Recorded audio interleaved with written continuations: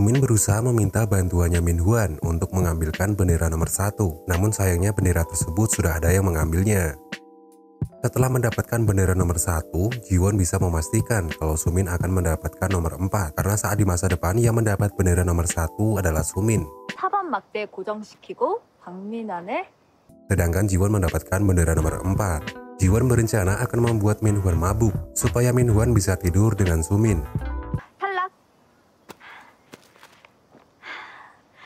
Dan benar saja, Sumin mendapatkan nomor 4, namun dia tak menyerah mendapatkan bendera nomor 1. Melihat bendera nomor 1 sudah didapatkan Ji-won, Sumin pun berusaha merebut bendera milik Ji-won itu. Namun Ji-won melawan dengan sekuat tenaga mengacak-acak rambut Sumin. Ji-won berhasil mempertahankan benderanya. Malam harinya saat pengumuman, semua peserta menantikan yang mendapatkan bendera nomor 1. Ternyata Ji-wonlah pemenangnya yang akan tidur menempati karavan mewah. Sumin masih tidak terima kalau dia kalah dari Ji-won. Sumin lalu menghampiri Ji-won. Dia mengatakan kalau Ji-won belakangan ini menjadi kasar kepadanya.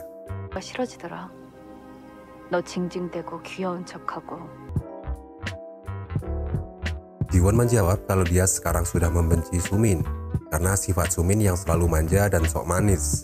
Bahkan Ji-won mengatakan kalau barang yang dia punya, Sumin harus memilikinya juga.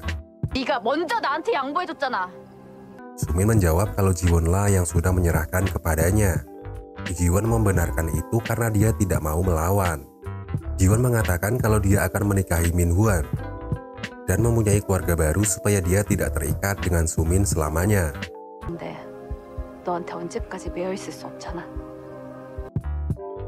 Min Hwan yang sedang mabuk mendatangi Sumin untuk mengajaknya ngobrol bareng. Tapi Min Hwan tergoda untuk mengajak Sumin enak-enak.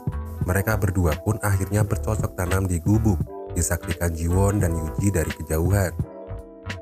Ji-won sempat menangis melihat yang dilakukan mereka berdua. Yuji menyuruh Ji-won untuk berhenti memikirkan mereka dan lebih fokus untuk ke rencananya supaya Sumin dan Min Hwan menikah.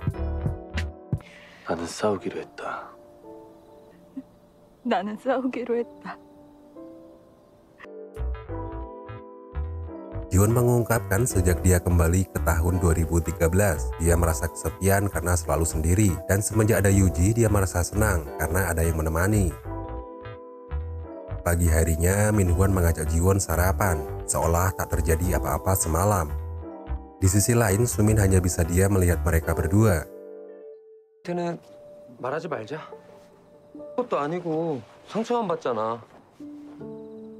Karena Sumin diancam tidak boleh memberitahukan kejadian semalam kepada Ji-won.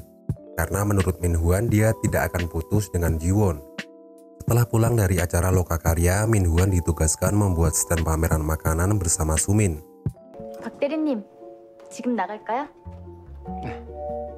Sebelum berangkat, Sumin memberikan surat permintaan maafnya ke Ji-won kalau dia sudah kasar kepadanya.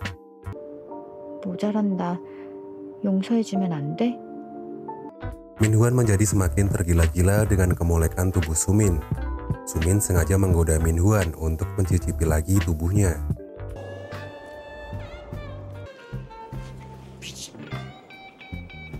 Saat akan enak-enak, mereka berdua mendapat keluhan dari pembeli yang marah karena mengalami alergi kacang. Kejadian itu terjadi karena Sumin lupa meletakkan tabel alergen pada makanan. Pembeli itu akhirnya dibawa ke rumah sakit. Bahkan pembeli itu diberikan ganti rugi menggunakan uang milik Min Hwan supaya perusahaan tidak mengetahui kejadian itu. Pembeli pun akhirnya memaafkan Sumin dan Min Hwan. Apapun masalahnya, uang adalah solusinya.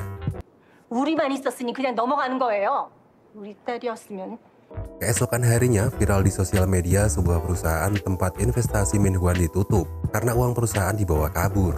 Membuat Min Hwan sangat stres karena semua uangnya sudah ia gunakan membeli saham di perusahaan itu. Bahkan ia juga saat ini sudah meminjam uang ke bank dan pinjol.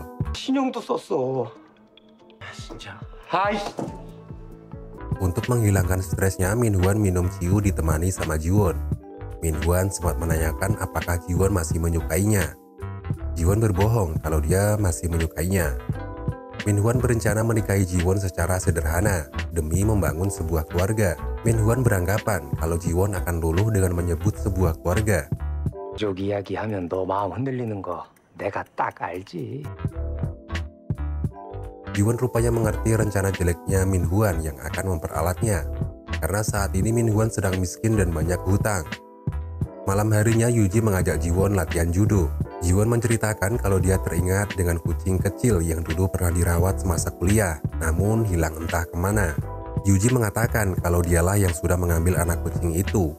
Ji-won pun tersadar sewaktu ke rumah Yuji dia melihat ada kucing. Dan ternyata kucing itu adalah peliharaannya Ji-won yang hilang. 고양이가 2005년 겨울에 학교에서 데려왔어요. Mereka berdua pun tidak jadi latihan dan langsung ke rumah Yuji. Ji-won senang bisa melihat kucingnya.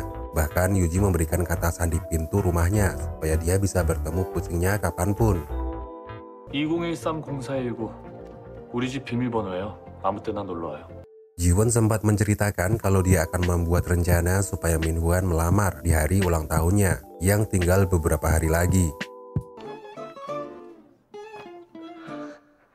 Saat di masa depan, Min Hwan melamar Ji-won di hari ulang tahunnya dengan sangat minimalis kere abis. Karena Min Hwan bangkrut dan mempunyai utang hampir 6 miliar.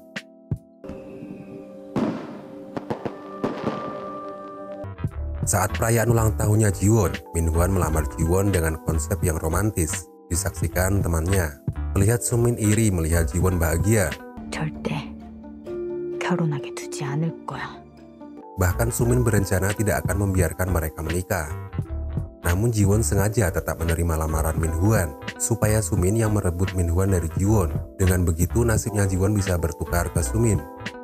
Karena Ji-won mengetahui sifat dari Sumin yang iri kalau dirinya bahagia dan akan merebut yang dimiliki oleh Ji-won. 법을 가리지 말고 내 남편과 결혼해줘.